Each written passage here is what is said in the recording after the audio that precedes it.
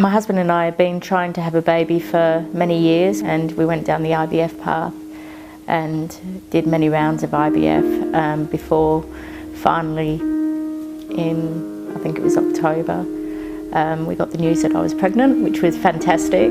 Everything was going great. I never got past the first trimester with my previous pregnancies, so I was feeling really, really positive and confident that we were going to make it, especially when we hit the 20-week scan and everything looked perfect. 1 week and 6 days later, I had a bit of a leak, and I thought, oh, it might be just my, bladder. I didn't really know anything about PPROM, which is preterm premature rupture of membranes. And so I rang my obstetrician, and he said, oh, it's probably nothing, let's just come in and we'll have a look. And so I did, and I left work at lunchtime to just literally go and have a look. So I left everything there at my desk, and my computer was still on, my lunch was still in the fridge, and I never made it back to the office.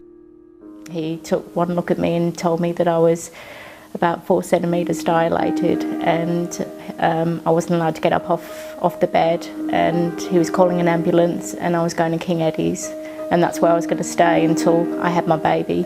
And I looked at the midwife, his midwife, and I said, what's happening? Because I was in shock, and she said, it's not looking good. And I said, what, am I going to lose my baby? And she said, yeah, you might.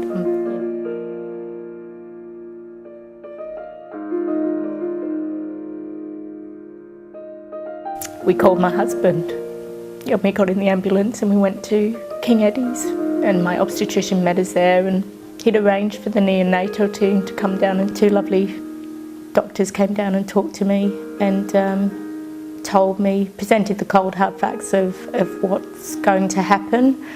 Obviously, because I was only 22 weeks at that stage, if I'd have had the baby there and then, there was no chance of survival. So the aim was to get me to 24 weeks. 23 weeks, would be great, but 24 weeks was what we wanted to get to. We decided that at this stage, yes, that we were going to go forward with keeping the baby and just while away the days waiting for Stella to come. So in that time I had to choose a gown for her to be buried in, because obviously we didn't know if I was going to go in the next day or two, if I was going to have Stella in the next day or two. Anyway, on the night before she was born, I got really sick. My membranes, my waters had an infection, and I was going downhill pretty rapidly, and the call was pretty well made that,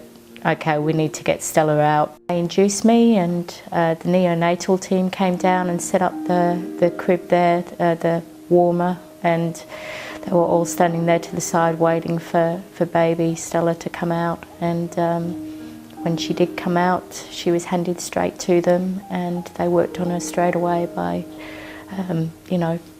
putting in the breathing tubes and hooking her up to all of the life support equipment. And I got to the lovely neonatologist, stopped and said, would you like to say hello? So I did get to say hello very, very briefly before she was whisked off to the NICU. That was that. So I was there for probably a couple of hours being cleaned up, etc. And then they came down and said that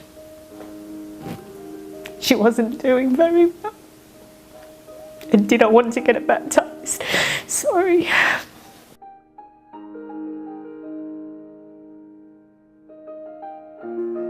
And we all made the trip down to the NICU, and this was my first time really seeing her on the bed there hooked up, and so we had a little ceremony. He baptised her with a cotton bud. It was so cute. He baptised her with a cotton bud, and we said a prayer, and yeah, so it was, it was basically, we had to get through every minute, every 5 minutes, every hour. We were told, take it hour by hour. We don't know how this is going to go. We went back up to the delivery room and waited a long, long night, waited for the news to come, but it never came. She lived. And that's how it was basically throughout. We were told twice that she wasn't going to make it, and both times she proved us wrong, and she made it. Like, you know, she was just such a little fighter. It's a very different world, the NICU, a different journey to take. It's full of peaks and falls. It's full of 2 steps forward, 1 step back. That was the pattern with Stella for a long time. You always have to look for the silver lining, and I think one of the silver linings there was that we actually came out with some really good friends and a great support network too.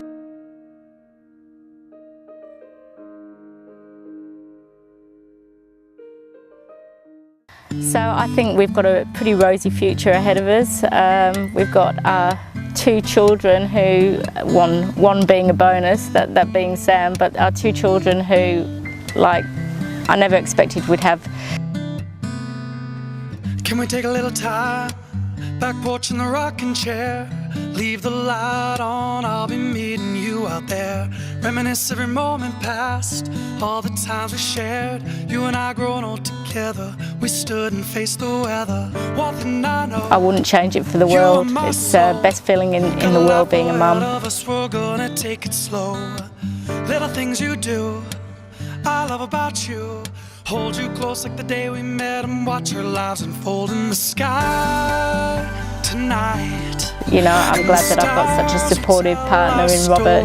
He's been by my side the entire time.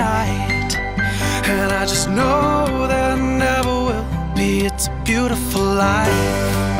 He's very much a hands-on dad, so I'm very blessed to have a beautiful family. A beautiful life.